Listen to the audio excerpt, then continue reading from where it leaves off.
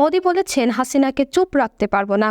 আল জাজিরাকে বললেন প্রধান উপদেষ্টা ডক্টর মোহাম্মদ ইউনুস। সম্প্রতি কাতার ভিত্তিক গণমাধ্যম আল জাজিরার টক টু আল জাজিরা অনুষ্ঠানে সাংবাদিক নিয়েফ বারকারের সঙ্গে এক দীর্ঘ সাক্ষাৎকারে প্রধান উপদেষ্টা ডক্টর মোহাম্মদ ইউনুস এসব কথা বলেন।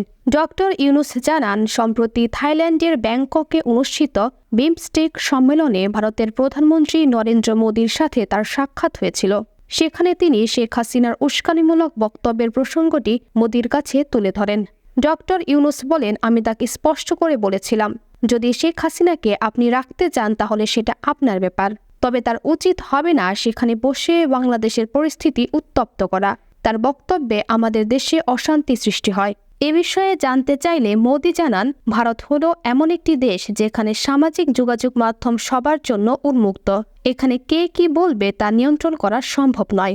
বাংলাদেশের রাজনীতির ভবিষ্যৎ কোন দিকে যাচ্ছে? আন্তর্জাতিক মহলের নজর এখন এই পরিবর্তনের উপর। আপডেট পেতে চোখ রাখুন আগামী সকাল নিউজের সাথে।